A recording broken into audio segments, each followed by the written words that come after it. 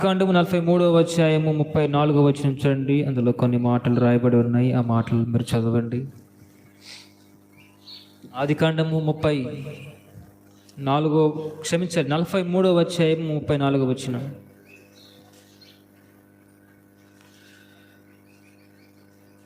ఆదికాండము అతడు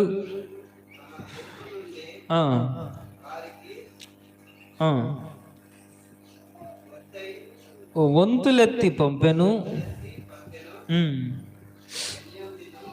బెన్యామీను వారి అందరి వంతుల కంటే 5 అంతలా గొప్పది. దేవునికి స్తోత్రం కలుగును గాక. తలల పైకెత్తిని నా వైపు చూడండి. యాకోబు కుమారులలో 11 మంది కుమారులు యోసేపు వద్దకి ఒకరోజు ఆహారం కొరకై వెళ్ళారు. యాకోబు కుమారులు 12 మంది. ఆ 12 మందిలో ఒక వ్యక్తి యోసేపు ఐగుప్తు దేశంలో ఒక ఉన్నతమైన స్థానంలో ప్రధానమంత్రి హోదాలో ఒక అధికారిగా యోసేపు ఐగుప్తు దేశంలో ఉన్నాడు, రాజనగరంలో. ఆహారం కొరకై వీరున్న దేశంలో కరువు రాగా ఆహారం వెతుక్కుంటూ యోసేపు వద్దకి యాకోబు కుమారులు అనగా సొంత యోసేపు అన్నదమ్ములే కరువు కూరలో చిక్కుకొని ఆహారం కొరకై యోసేపు వద్దకే వెళ్ళారు. వాస్తవానికి ఈ 11 మంది కలిసి యోసేపును ఒక దినాన కొట్టి చెరసాలకు అప్పగించి ఐగుప్తు దేశానికి బానిసగా అమ్మివేసి తన తండ్రికి మన సహోదరుడైన యోసేపు చనిపోయాడు నాన్న అంటూ మోసపూరితమైన మాటలు తన తండ్రికి చెప్పి తండ్రిని నమ్మించారండి. అయితే దేవుడు అతనిని దీవించి అతనికి ఏ హాని కలగకుండా యోసేపుని దేవుడు ఒక విస్తారమైన దేవుడు ఆశీర్వదించి ఒక ఉన్నతమైన స్థానంలో ఐగుప్తు దేశములో ఒక ప్రగతి పదములో దేవుడు దీవించి బలపరిచాడు. హల్లెలూయా. ఎవరైతే యోసేపును అమ్మివేశారో, ఎవరైతే యోసేపును కొట్టి తన సొంత అన్నలే బానిసగా అమ్మివేశారో వారే కాలం తిరగబడిన తర్వాత, కాలం మారిన తర్వాత వారే యోసేపు వద్దకి భిక్షమెత్తుకుంటూ ఏమండి ఆకలి తట్టుకోలేక తన పిల్లలను పోషణ కొరక యోసేపు వద్దకే మరలా వీళ్ళు బానిసలుగా అక్కడికి వెళ్ళి ఆహారం కొరకై వారు చేయి చాచి యోసేపును అడగటం ప్రారంభించారు. దేవునికి మహిమ కలుగును గాక. ప్రియులారా, మీరు జాగ్రత్తగా ఆలకించని నా మాటలు క్లుప్తంగానే ముగించేస్తాను. అయితే యోసేపు వారిని గ్రహించాడండి. అయ్యో, వీరు నా అన్నలే కదా, వీరే కదా నన్ను కొట్టారు, వీరే కదా నన్ను బానిసగా అమ్మివేశారు అని యోసేపు తన అన్నలను గ్రహించి గుర్తుపట్టాడు. కానీ ఈ అన్నలు మాత్రము యోసేపుని ఆ స్థానములో ఊహించలేదండి, ఆ స్థానములో గుర్తించలేకపోయారు. కానీ యోసేపు వాళ్ళను పలకరించి ప్రేమగా అనురాగం వారిపై చూపించి వారిపై ప్రేమను కురిపించి వారికి వంతులను లేకపోతే వారికి ధాన్యపు లేకపోతే ఏదైనా ఒక భాగాలని తన సహోదరులకు అప్పచెప్పి పంపించడానికి సిద్ధంగా ఉన్నాడు. మనం చదవబడిన ఆ మాటలప్పుడు ఇలారా, బెన్యామీనికి క్షమించాలి, అన్ని గోత్రాల వారికి, యోధా వారికి, ఆడున్న ప్రతి 11 మందిలో ప్రతి గోత్రం వారికి, 11 మందిలో ప్రతి ఉన్నవారికి ఒక్కొక్క వంతుగా, ఒక్కొక్క భాగముగా, ఒక్కొక్క సంచిగా వారికి అప్పచెప్పాడు. ప్రియులారా, బెన్యామీను వద్దకు రాగా 5 అంతల ఎక్కువ భాగము కలిగిన భాగమును, లేకపోతే అక్కడ రాయబడిన మాట ఏంటి, 5 వంతులు కలిగిన ఎక్కువ కలదని రాయబడి ఉంది. అంటే 5 వంతులు కలిగిన గొప్ప భాగమును బెన్యామీనుకి ఇవ్వడానికి యోసేపు ఇష్టపడ్డాడు. హల్లెలూయా, హల్లెలూయా.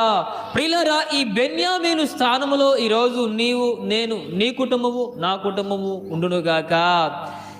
యోసేపు బెన్యామీనును ఏ విధంగా అయితే 500 అధికమైన ప్రేమతో చూపించాడో 500 అధికమైన భాగమును బెన్యామీనుకు అప్పగించాడు.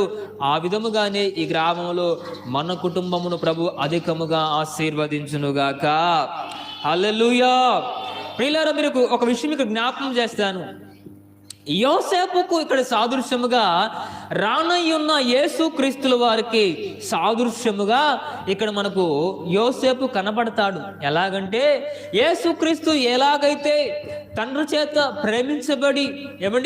చేత ప్రేమించబడి తమ సొంత జనము చేత వ్యతిరేకించబడి మరణానికి అప్పచెప్పబడి ఆ మరణాన్ని జయించి ఎలాగైతే తిరిగి లేచాడో, తిరిగి మరలా రాబోతూ ఉన్నాడు, యోసేపు కూడా తన తండ్రి అయిన యాకోబు ద్వారా అమితముగా ప్రేమించబడి అన్నల చేత సొంత వారి చేత ద్వేషించబడి ఆ మరణానికి లేకపోతే చెరసాలకు మరణాంధకరమైన ఆ చీకటి దినాలలోని నెట్టివేయబడి సజీవుడై మరలా ఆ చీకటిని గెలుచుకుని లేచి అన్యురాలైన ఐగుప్తి అమ్మాయిని వివాహం చేసుకున్న రీతిగా మన తండ్రి అయిన యేసుక్రీస్తు వారు కూడా పరదేశులము లేకపోతే అన్యులమైన మనల్ని వివాహం చేసుకున్నటకై ఆయన త్వరలో రాబోతూ ఉన్నాడు. హల్లెలూయా. కాబట్టి ఇక్కడ రానయ్యున్న యేసుక్రీస్తుల వారికి యోసేపు ఇక్కడ సాదృశ్యంగా కనపడతాడు. ప్రియులారా, నేనేమంటానంటే యోసేపు బెన్యామీనును ప్రేమించిన రీతిగా, తండ్రి అయిన యెహోవా బెన్యామీనును ప్రేమించిన రీతిగా ప్రభు మనల్ని కూడా ప్రేమించునుగాక, మన కుటుంబమును కూడా ప్రేమించునుగాక, మన కుటుంబమును కూడా ఆశీర్వదించునుగాక. ప్రియులారా, గమనించండి, బెన్యామీనును దేవుడు ఎంతగా ప్రేమించాడంటే, ఎంతగా ఆశీర్వదించాడంటే, ప్రియులారా, ఒకరోజు ఇశ్రాయేలు అందరూ కలిసి అయ్యా, న్యాయాధిపతుల కాలము చెల్లని నాణెము. ఒకప్పుడు న్యాయాధిపతులు ఉండి జనమును పాలించారు, జనములను ఆదరించారు, బలపరిచారు. ఇప్పుడు అలా కొనసాగటము కష్టమైపోయింది. ఇప్పుడు ఏం చేయాలంటే ప్రతి దేశము రాజును ఎన్నుకొని ఆ రాజు ద్వారా పరిపాలన కొనసాగిస్తున్నారు. కాబట్టి మీరు కూడా మాకు ఒక రాజును ఏర్పరిస్తే, మీరు కూడా మాకు ఒక రాజును నియమిస్తే మేము ఆ రాజు ద్వారా క్షేమాన్ని పొందుతామని ఇశ్రాయేలు సైన్య సమూహం అంతా కూడా ప్రభువును కోరుకుంటే ప్రభు కూడా ఓకే, నేను మీకు ఒక రాజును నియమిస్తానని చెప్పాడండి. అయితే పలానా రోజు రాజును నియమిస్తానని చెప్పినప్పుడు అందరూ వారిలో ఒక ఆశ, మాలో నుంచి రాజును ప్రభు ఎన్నుకుంటాడేమో, మా కుటుంబంలో నుంచి ప్రభు రాజు ఎన్నుకుంటాడేమని అందరూ వారి వారి ఆశలని, వారి వారి కోరికలను వారు బయట పెడుతూ ఉండగా, పిల్లరా, ఒకరోజు బెన్యామీను గోత్రానికి చెందిన కీసు కుమారుడైన సౌలును దేవుడు అభిషేకించి మొట్టమొదటి రాజుగా, ఇశ్రాయేలు వారికి మొట్టమొదటి రాజుగా బెన్యామీను గోత్రములో నుంచి దేవుడు సౌలును అభిషేకించి రాజుగా ఎన్నుకున్నాడు. హల్లెలూయా. 12 గోత్రాల వారు అక్కడ ఉంటే ఆ 12 గోత్రాల వారిలో బెన్యామీను గోత్రాన్ని మాత్రమే దేవుడు ఎన్నుకున్నాడు. బెన్యామీను గోత్రాన్ని మాత్రమే ప్రభు ఏర్పరచుకున్నాడు. హల్లెలూయా. ఎంత ప్రేమ ఉండాలి బెన్యామీను పైన దేవునికి. ఇశ్రాయేలు జనాంగానికి ఒక మొట్టమొదటి రాజును ఏర్పరుస్తూ ఉన్నప్పుడు ఎందరో బలము కలిగిన వారు ఉన్నారు, శక్తి కలిగిన వారు ఉన్నప్పటికీ బెన్యామీనునే దేవుడు ప్రేమించాడు. హల్లెలూయా. అవునా కదా? అంత మాత్రమే కాదు కానీ వస్తీ అయిన రాణి ఎస్తేరు బెన్యామీను గోత్రానికి చెందిన వ్యక్తి. Praise the lord. ఇంకొక అద్భుతం ఏంటంటే ఆమె మన భారతదేశాన్ని కూడా పరిపాలించిన మొట్టమొదటి రాణి. హల్లెలూయా. అన్యుల దేశమైన మన దేశమును పరిపాలించిన రాణి ఎవరైనా అంటే బైబిల్లో అది ఎస్తేరు రాణి మాత్రమే. హల్లెలూయా. ఆమె ఏ గోత్రానికి చెందిన వారంటే బెన్యామీను గోత్రానికి చెందినవారు, బెన్యామీను సంతతిలో వచ్చిన వారే. మరో అద్భుతం చెప్పనా? అపోస్తుల కాలములు, నూతన నిబంధనలు ఒక గొప్ప పరిచర్య చేసిన వ్యక్తి ఎవరైనా ఉన్నారంటే అది అపోస్తులైన పౌలు గారు. ఆ గొప్ప పరిచర్య, దేవుని కొరకై సాక్షిగా నిలబడి దేవుని కొరకై ప్రాణత్యాగము చేయడానికి కూడా సిద్ధపడిన గొప్ప సాహసముతో కూడిన గొప్ప పరిచర్య చేసిన అపోస్తులైన పౌలు గారు బెన్యామీను గోత్రానికి చెందిన వ్యక్తి. హల్లెలూయా. ప్రియులారా, దేవుడు ఒక కుటుంబాన్ని ప్రేమించగలిగితే, దేవుడు ఒక కుటుంబాన్ని దీవించడం మొదలు పెడితే ఆ కుటుంబంలో నుంచి ప్రవక్తలు లేవనెత్తుతాడు. హల్లెలూయా. ఆ కుటుంబంలో నుంచి రాజకీయ నాయకులను లేవనెత్తుతాడు. ఆ కుటుంబంలో నుంచి ఏమండి దేశాన్ని పరిపాలించే నాయకులను లేవనెత్తుతాడు, ప్రవక్తలు లేవనెత్తుతాడు. దైవికమైన ఆత్మ సంబంధమైన నాయకులను కూడా దేవుడు ఆ కుటుంబాన్ని ప్రేమిస్తే ఆ కుటుంబంలో నుంచి దేవుడు ఏర్పరచుకుంటాడు. హల్లెలూయా. కాబట్టి ప్రేమిని వాళ్ళారా, బెన్యామీనును దేవుడు అంత అధికముగా ప్రేమించాడండి. బెన్యామీనును దేవుడు యోసేపు ప్రేమించిన రీతిగా బెన్యామీను గోత్రాన్ని దేవుడు అసంపూర్ణముగా ప్రేమించి దీవించినట్లుగా దేవుని వాక్యంలో గ్రంథస్థం చేయబడి ఉంది. ఇప్పుడు నా ప్రశ్న లేకపోతే నా ఆలోచన ఏంటంటే, బెన్యామీనును మాత్రమే దేవుడు ఎందుకు ప్రేమించాడు? బెన్యామీనును మాత్రమే ఏమండి యోసేపు అంత అమితముగా ప్రేమించిన గల కారణం ఏంటి అని మనం ధ్యానం చేయగలిగితే నేను కొన్ని మాటలు మీకు చూపిస్తానండి. మొదటి సమూయేలు 9:16 ఒక మాటను చూడండి, లేకపోతే ఆదికాండము 35:10 చూడండి. ఆదికాండము 35:18 బైబిల్ ఉన్న తెరచి చదవండి. ఆదికాండము 35వ అధ్యాయము 18వ వచనం.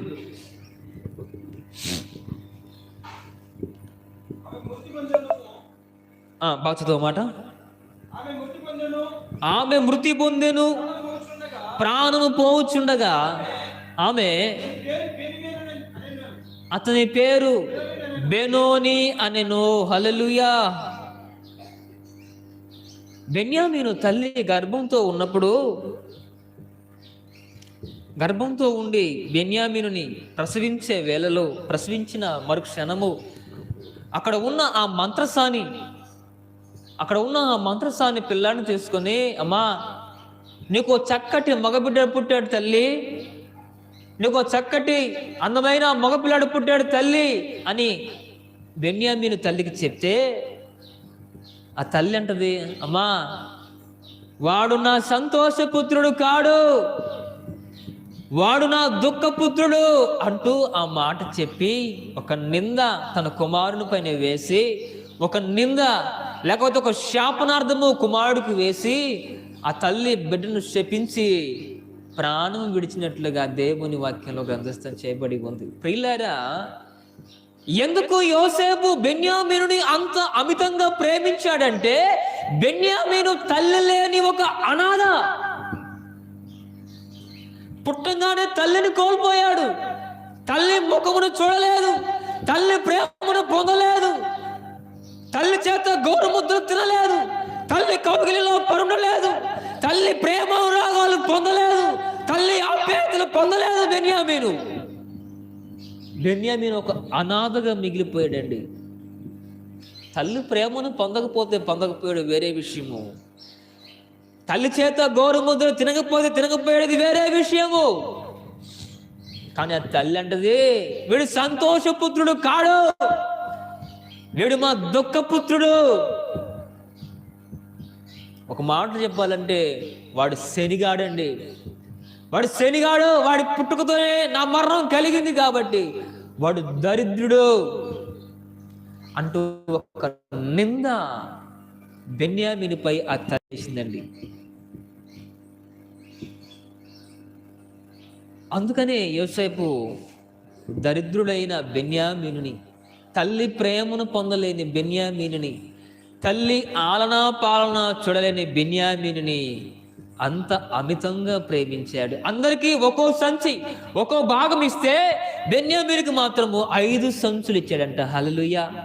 అంటే 5 అంతల ప్రేమను చూపించాడు, 5 అంతల అభిమానమును బెన్యామీనుపై చూపించాడు. వాస్తవానికి వీరెవరో తెలుసా? వీరంతా అన్నదమ్ములే, వీరంతా సహోదరులే, అన్నలు తమ్ములు అంతా ఒక కుటుంబానికి చెందిన వ్యక్తులే. అయినా బెన్యామీను అనాథ.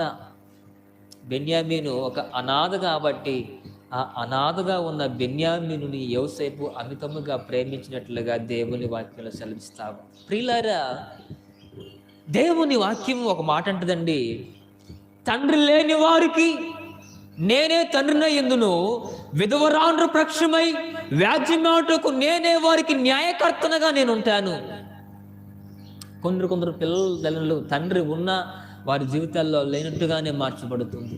కొందరు భర్తను కోల్పోయి, లేకపోతే అంతవరకు ప్రేమించిన ఒక అండను కోల్పోయి, అంతవరకు బలపరిచి సహకరించిన ఆ తోడును కోల్పోయి, లేకపోతే చెట్టంత దిగిన కుమారును కోల్పోయో, ఏదో అండను కోల్పోయో ఒంటరి అయిన వేళలో పలు సందర్భాల్లో జీవితాల్లో చాలా మంది ఆ మార్గంలోనే వెళ్తూ ఉంటారండి. అంతవరకు ఏదో ఒక సహాయాన్ని పొందాము, అంతవరకు ఎవరో మనకు శక్తిగా, మనకంటూ ఒక బలముగా వారిపై ఆధారపడి జీవిస్తాము అనుకోని గడియల్లో, అనుకోని సంఘటనల్లో వారిని కోల్పోయిన దశలు మన జీవితాల్లో ఉంటాయి. అటువేళలో మనకు అనిపిస్తుంది, అయ్యా ఎవరి కోసం నేను బ్రతకాలి, నాకంటూ ఉన్న ఆ బలము పోయింది కదా, ఇంతవరకు నన్ను బలపరిచిన నా శక్తి, నాకంటూ ఉన్న ఒక ఆదరణ నేను కోల్పోయాను కదా అంటూ ఒక నిరాశ నిస్పృహల్లో కొందరు వెళ్ళిపోతారండి. భర్తను కోల్పోయి కొందరు, తండ్రిని కోల్పోయి కొందరు, బిడ్డలను కోల్పోయి కొందరు, భార్యను కోల్పోయి కొందరు, ఏదో దశలో ఒంటరి అయిన వేళలో ఆ సందర్భాల్లో వారు అనుభవిస్తూ ఉంటారు ప్రియులారా. అయితే దేవుని వాక్యం సెలవిస్తూ ఉంది, దేవుని వాక్యం సెలవిస్తూ ఉంది, తండ్రి లేని వారికి నేనే తండ్రినై ఉంటాను, విధవరాండ్ర పక్షమై వ్యాజ్యమాటుకు నేనే వారి పక్షమై న్యాయకర్తనగా నేను ఉంటాను అని. పిల్లారా, ఒకవేళ ఏ ఆదరణ లేక, ఏ ప్రేమానురాగాలను పొందుకోలేక కొందరు ఆలోచన ఉంటుంది, మాకు మగపిల్లలు లేరు కదా, మాకు మగపిల్లాడు పుట్టలేదు కదా అని కొందరు అంటే, మాకు పిల్లలే పుట్టలేదు కదా అని కొందరు అనుకుంటారు. కానీ దేవుని వాక్యం సెలవిస్తూ ఉంది పిల్లారా, దేవుని వాక్యం ఒక మాట ఉంటుంది, ఏలయనగా మనకు కుమారుడు అనుగ్రహించెను, మనకు శిశువు పుట్టెను. పిల్లారా, దేవాతి దేవుడే మనకు తండ్రిగా ఉంటాడు, దేవాతి దేవుడే మనకు ఏమండి కుమారుడుగా ఉంటాడు, కూతురుగా ఉంటాడు, భర్తగా ఉంటాడు, యజమానుడుగా ఉంటాడు. ఆయనే అన్ని విషయాల్లో మన కుటుంబంలో చేరి ప్రతి విషయమందు మనల్ని ఆదరించి బలపరుస్తాడు. హల్లెలూయా. ఒకవేళ భర్తను కోల్పోయి బాధపడుతున్నావేమో, పిల్లలను కోల్పోయి బాధపడుతున్నావేమో, నువ్వు ఎవరిని కోల్పోయి బాధపడుతూ ఉన్నా, ఏమి కోల్పోయి నువ్వు బాధపడుతూ ఉన్నా, దేవుడే నీకు అండగా ఉండి, నీకు సహాయకర్తగా ఉండి నిన్ను నడిపించునుగాక. హల్లెలూయా. లండన్ పట్టణంలో ఒక సంఘటన జరిగిందండి, ఒక యథార్థ సంఘటన. ఆ సంఘటన మీకు చెప్తాను. లండన్ పట్టణంలో ఒక తల్లిగారికి 3 కుమార్తెలు ఉన్నారంట. మంచి భక్తిపరురాలు, మంచి దేవుని పట్ల వైరాగ్యము కలిగి, దేవుని కొరకై అమితమైన విశ్వాసంతో కొనసాగించబడుతున్న వేళలో అనుకోని రీతిలో తన భర్తను కోల్పోయింది ఆ తల్లి. భర్తను కోల్పోయిన తర్వాత ఆమె భక్తి ఏమాత్రం తగ్గకుండా, ఆమె విశ్వాసం ఏమాత్రం తగ్గకుండా దేవుని కొరకై దిట్టగా నిలబడగలిగిందంట ఆ తల్లి. చిరుప్రాయం నుంచే చిన్నపిల్లలకు దేవుని పట్ల భక్తిని, భయమును, ప్రేమను నూరిపోసిందండి ఆ తల్లికి. ఆ పిల్లలకి భక్తిలో పెంచింది, మందిరంలో పెంచింది, ప్రేమలో ఆ పిల్లలను, దేవుని ప్రేమను నూరిపోసి పెంచిందండి. దేవుడు మనకు సహాయం చేస్తాడు, దేవుడు మనను కరుణిస్తాడు, దేవుడు మనల్ని దీవిస్తాడు, మీరు ధైర్యంగా ఉండనంటూ పిల్లలకు మంచి సరి అయిన భక్తి క్రమంలో పెంచింది ఆ తల్లి పిల్లల్ని, 3 పిల్లల్ని, మగ పిల్లల్ని. పిల్లరా, ఒకరోజు ఆమెకి ఆరోగ్యం బాగాలేక మంచాన పడిపోయిందంట. మంచాన పడిపోయి ఉంటే తినటానికి పోషణ లేక, పిల్లలకు ఆహారం లేక అప్పటికే 3 దినములు గడిచిపోయి ఉంటే ఆ కుక్కెళ్ళి మంచంలో చిన్న డోలు మంచంలో ఆ తల్లి పడిపోయిందంట. పిల్లమ్మా ఆకలి అవుతుందమ్మా, అమ్మా ఆకలి అవుతుందమ్మా అంటే ఆ తల్లి చెప్తుందంట, నానా ఏలియాను అరణ్యములో కాకుల చేత మాంసాహారం పోషించిన మన దేవుడు నిత్యముగా కాకులతో మనకు ఆహారాన్ని పంపిస్తారా, మీరు ఆగండ్రా నాన్న అంటూ చెప్పి ఆ తల్లి ఆ పిల్లలను ధైర్యపరుస్తూ వచ్చిందండి. అప్పటికే 3 దినాలు అయిపోయిందంట. పిల్లలు ఆకలితో అలమటిస్తా ఉన్నారు. పిల్లారా, మరి ఆకలి భరించలేక ఆ తల్లి మాటలపైన, ఆ పసి వయసులో తల్లి మాటలపైన విశ్వాసం ఉంచి, తల్లి మాటలపై నమ్మకం, అంటే ఆమె లేవలేని స్థితి అండి, ఆమె లేవలేని స్థితి, మంచంకే పరిమితం అయిపోయింది. ఆమె లేవలేని స్థితిలో ఆ పిల్లలు ఆకలి తట్టుకోలేక కాకులు వస్తాయేమో ఆహారం తీసుకొస్తుందని ఆ రోడ్డు బయటకు వచ్చి అర్ధరాత్రి 11-12 గంటల సమయంలో కాకులతో మాకు అన్నం వస్తుందని ఆ పిల్లలు అటు ఇటు తిరుగుతా ఉండంట. ఆ పిల్లలు అటు ఇటు తిరుగుతూ ఉంటే ఆ లండన్ పట్టణం చెందిన మేయర్, లండన్ చెందిన అంటే ఒక గొప్ప రాజకీయ నాయకుడు ఒక కుక్కను తీసుకొని వాకింగ్ ఆ సమయంలో అలా వస్తున్నాడంట. అలా వస్తూ ఉంటే ఆ పిల్లలు అలా అలా తిరుగుతున్న చూసి, ఏంటి వీళ్ళు ఇరకాల తిరుగుతున్నారు, వీళ్ళేంట్రా బాబు అంటూ ఆ పిల్లలు కొనుక్కొచ్చుక, ఏంటి ఇలా తిరుగుతున్నారు చెప్పేసి ఆ పిల్లల్ని పిలిచి, రే ఏందిరా, ఎవర్రా మీరు, ఇలా తిరుగుతున్నారు ఏంట్రా అని ఆ పిల్లల్ని అడిగితే ఆ బాబు చెప్పాడంట, అంకుల్ మా అమ్మ చెప్పింది కాకులతో ఆహారమును మా కొరకై పంపిస్తాడంట. ఆనాడు ఏలియాను కాకులతో ఆహారం ఇచ్చి దేవుడు పోషించాడని, ఇప్పుడు మమ్మల్ని కూడా దేవుడు కాకుల చేత ఆహారం పెట్టి పోషిస్తాడని ఆ కాకుల కోసం నేను తిరుగుతున్నాను అంకుల్ చెప్పాడంట. అని ఎవరో తెలియక ఆయన ఆశ్చర్యపోయి, కాకులేంట్రా, కాకుల ద్వారా మీకు అన్నం ఏంట్రా, అసలు ఎవర్రా నువ్వు అని చెప్పేసి, మీ ఇల్లు ఎక్కర్రా అంటే పలానా చోటను తీసుకెళ్తే ఆ ఇంట్లోకి తీసుకెళ్తే ఒక డోలు మంచంలో ఒక పాత మంచంలో ఆ తల్లి బక్క చిక్కిపోయి మంచాన్ని పడి ఉందంట.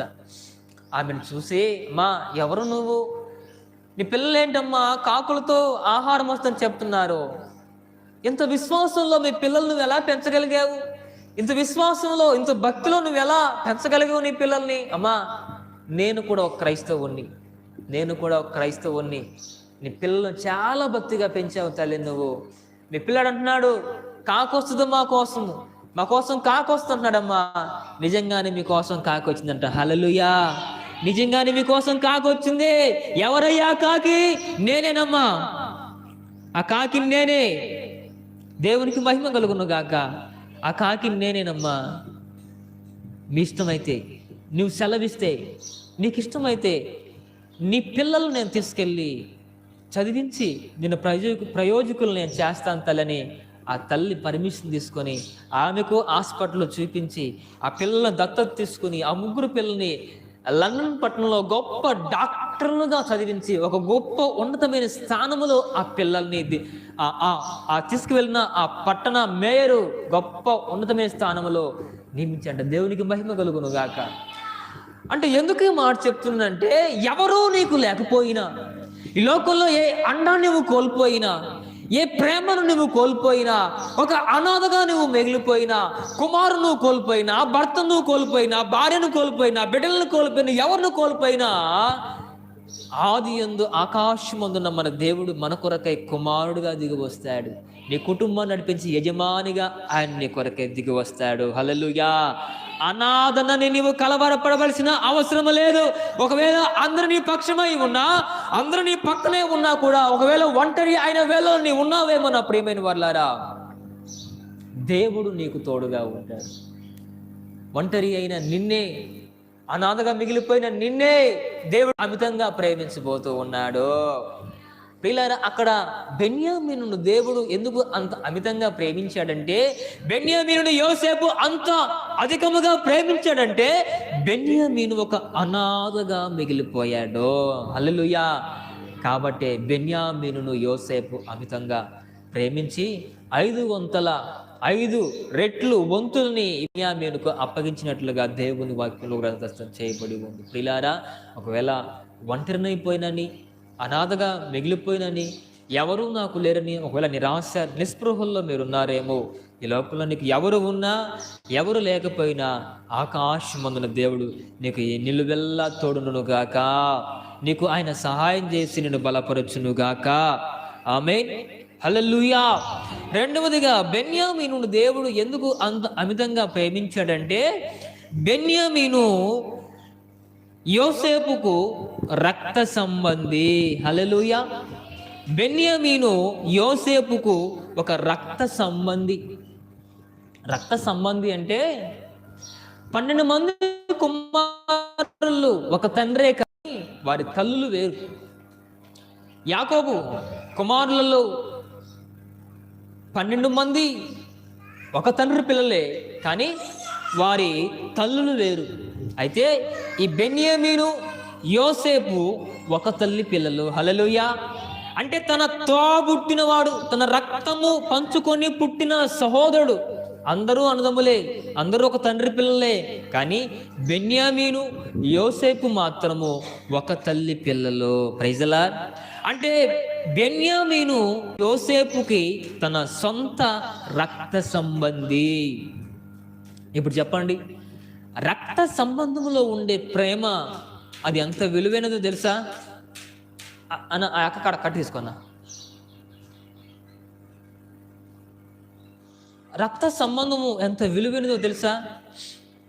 ఎన్ని కోపాలు ఉన్నా, ఎన్ని పగలు ఉన్నా, ఎంత ద్వేషం వారి మధ్యలో కలిగిన రక్త సంబంధము రక్త సంబంధమే.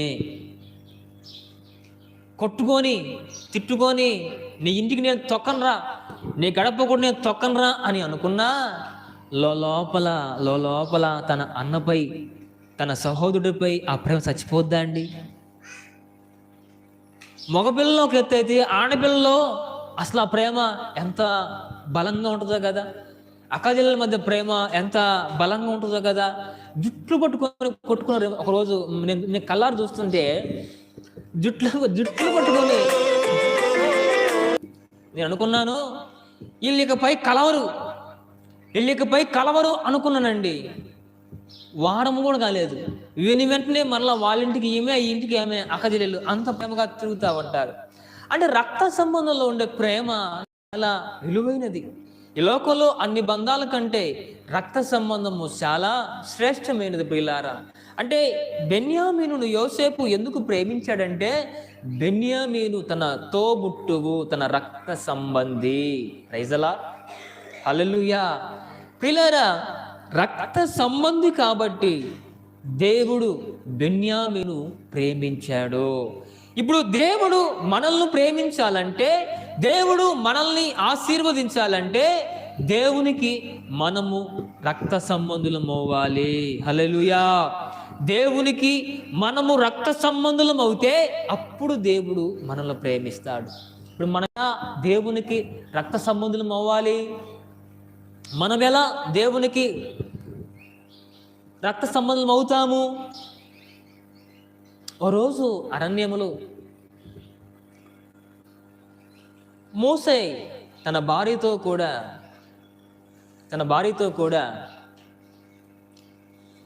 పిల్లలను తీసుకొని అరణ్యంలో దేవుని పన్నిప్తమై వెళ్తూ ఉంటే, దేవుని యొక్క దూత కత్తి చేత బట్టి మోసేను చంపాలని మోసే మీదకి వస్తూ ఉంటుంది దేవదూత. ఆత్మలో గ్రహించిన సిప్పోరా మోసే భార్య వెంటనే ఒక రాతి కత్తి తీసుకొని తన చిన్న కుమారుడికి సున్నతి చేసి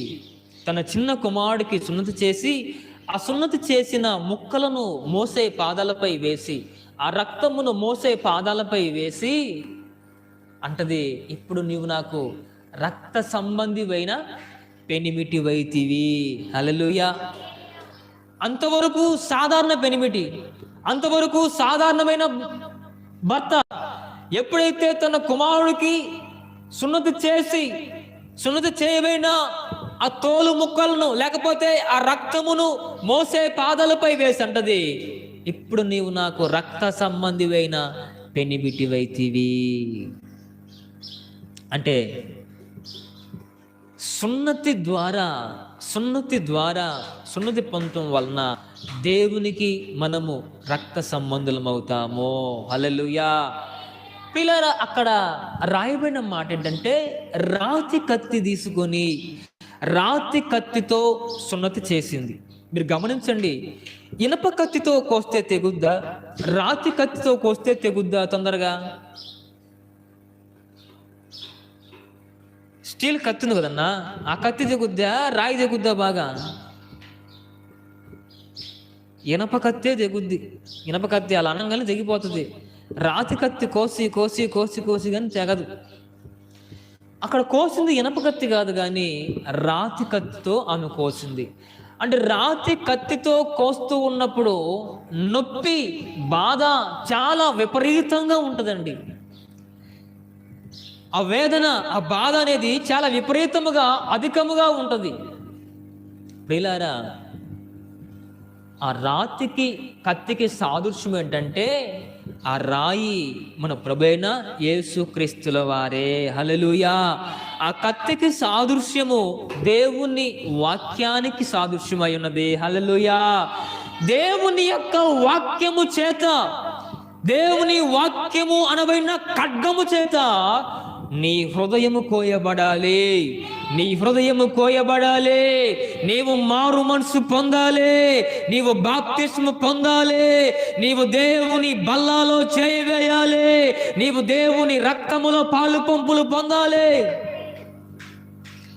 ఇక్కడ సున్నతి అంటే శారీరకమైన సున్నతి. ఇక్కడ సున్నతి అంటే ఆత్మ సంబంధమైన సున్నతి, అంటే బాప్తిసానికి సాదృశ్యముగా ఉన్నది. హల్లెలూయా. అంటే నీవు దేవుని బల్లాలో చేయవేయాలి. నీవు బాప్తిసం పొందితే దేవునికి నీవు రక్త సంబంధిగా మార్చబడతావు. అక్కడ కోసింది రాతి కత్తు, అంటే ఆ రాయి క్రీస్తే. ఆ కత్తికి వాక్యానికి సాదృశ్యమై ఉన్నది. క్రీస్తు బడిన వాక్యము చేత నీ హృదయాన్ని కోయబడాలి. నీ హృదయాన్ని కోయబడిన సున్నతి నీవు పొందాలి. నీవు బాప్తిస్ము పొందాలి. నీవు దేవుని బల్లాలో పాలు పంపులు పొందితే నీవు దేవునికి రక్త సంబంధి అవుతావు.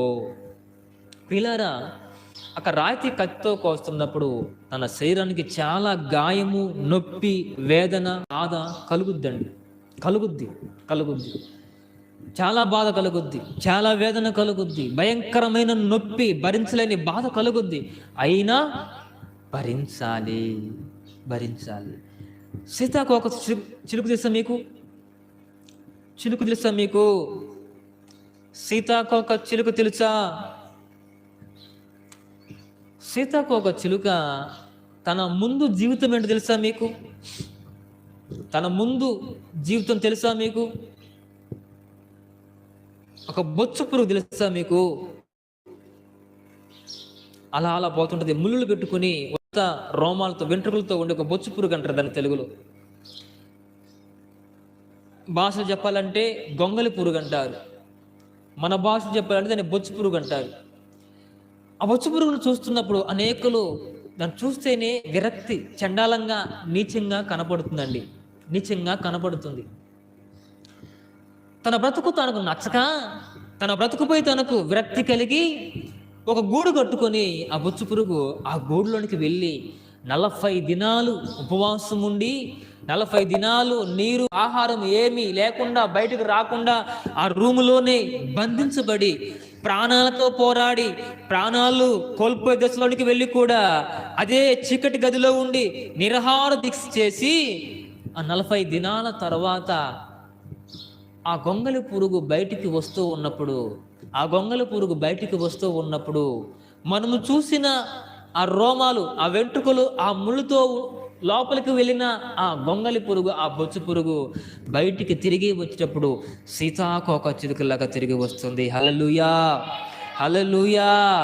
బొచ్చు పురుగుగా ఉన్నప్పుడు దాన్ని ఎవరైనా ముట్టుకుంటారా? ఎవరు ముట్టుకోరు. సీతాకోక చిలుకను చూస్తే ఎంత సంతోషంగా ఉంటది, ఎంత ముద్దుగా ఉంటది. పిల్లరా, నా ఉద్దేశం ఏంటంటే నీ బ్రతుకు మార్చుకున్నప్పుడు, నీ బ్రతుకు దేవునితో అనుసంధానం చేసినప్పుడు, నీ బ్రతుకును ఎప్పుడైతే కష్టపెట్టుకొని నష్టపరుచుకుని దేవుని కొరకై నీవు నిలబడతావో అప్పుడు నీ బ్రతుకు దీవెనగా మార్చబడుతుంది. అనేకులకు నీ బ్రతుకు ఒక ప్రకాశవంతంగా మార్చబడుతుంది. నీవు తాగుతూ తిరుగుతూ లోకంలో పాపంలో ఉన్నప్పుడు నిన్ను చూసి ఉమ్మి ఊస్తారండి, నిన్ను చూసి అసహ్యించుకుంటారు.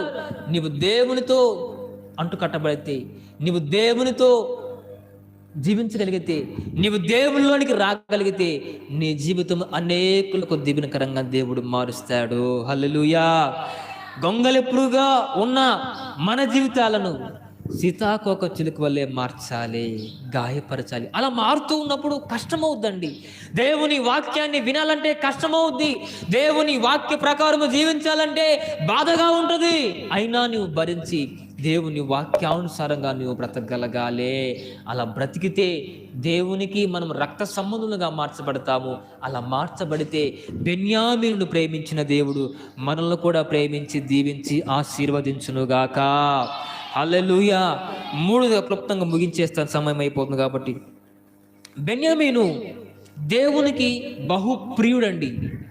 దేవునికి బహుప్రియుడు కాబట్టే బెన్యామీనుని దేవుడు తన భుజములపై మోసాడంట. హల్లెలూయా. బెన్యామీనుని దేవుడు తన భుజములపై ఎక్కించుకొని మోసాడంట. అంటే బెన్యామీనుకి దేవునికి ఉన్న సంబంధం ఏంటంటే తండ్రి కుమారుల అనుబంధము వారి మధ్యలో కొనసాగింది. హల్లెలూయా. బెన్యామీనుకు దేవుడికి సంబంధం ఏంటంటే తండ్రి కుమారుడు. తండ్రి తన కుమారుడిని భుజములపై వస్తాడండి. భుజములపై ఉన్న పిల్లాడికి ఏమైనా బాధ ఉంటుందా? ఏమైనా కష్టం వస్తుందా? ఏమైనా నష్టం వస్తుందంటే రాదు. ఏ బాధ ఉండదు. ఇప్పుడు వాళ్ళు ఉన్నారు, వాడికి ఏమైనా బాధ, వాడికి ఏమైనా నష్టమా, వాడికి ఏమైనా ఇబ్బందా? ఆడొచ్చి కూర్చున్నాడు, ఆడుకుంటున్నాడు, పోతా ఉన్నాడు. కారణం ఏంటి? మా నాన్న ఆడ కూర్చొని ఉన్నాడు. అంటే తండ్రి భుజములపై ఉన్న కుమారుడికి ఏ బాధ కలగదు. ఇప్పుడు వాడు ఉన్నాడు, బియ్యం దేవాలి కొనకపోయి మా ఇంట్లో బియ్యం అయిపోయాయి అనే బాధ వాడికి ఏమైనా ఉంటుందా? మా అమ్మ కష్టపడుతుంది పాపం, మా అమ్మకైనా సహాయం చేయాలని వాడి బాధ వాడికి ఏమైనా ఉంటుందా? వాడికి ఏ బాధ ఉండదండి. వాడికి ఏ కష్టం తెలియదు, వాడికి ఏ నష్టము వాడికి తెలియదు. కారణం ఏంటి? వాళ్ళ తండ్రి ఉన్నాడు అక్కడ. వాళ్ళ తండ్రి ఉన్నాడు కాబట్టి వాడికి ఆకలి అయితే బో పెడతారు, తినే కావాలని తిని తీస్తారు, డబ్బులు కావాలని డబ్బులు ఇస్తారు. వాడికి ఏ బాధ ఉండదు. తండ్రి భుజములపై ఉన్న కుమారులుగా మనం మార్చబడితే, దేవునికి ప్రియులుగా మనము మార్చబడగలిగితే ఏ కష్టానికి నువ్వు భయపడవు, ఏ నష్టానికి నువ్వు భయపడవు. ఏ కొదువ నిన్నంటదు, ఏ కొరత నిన్నంటదు, ఏ వ్యాధి నిన్నంటదు, ఏ బాధ నిన్ను అంటదు. కాబట్టి ప్రియులారా, నీవు నీవు నీవు ధైర్యం కలిగి జీవిస్తావు.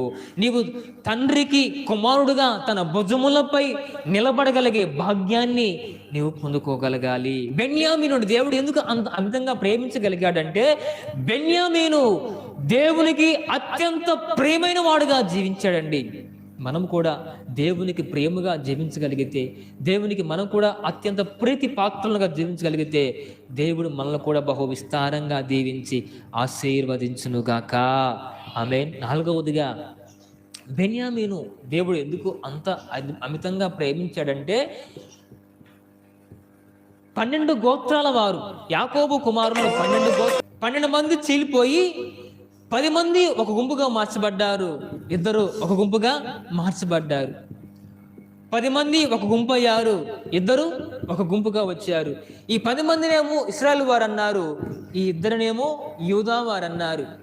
అంటే 10 మంది వెళ్ళిపోయిన ఈ యూదా వారితో కలిసి ఉన్న గోత్రం ఏంటంటే ఈ బెన్యామీను గోత్రమే యూదా గోత్రంతో కలిసి ఉంది. Praise the lord.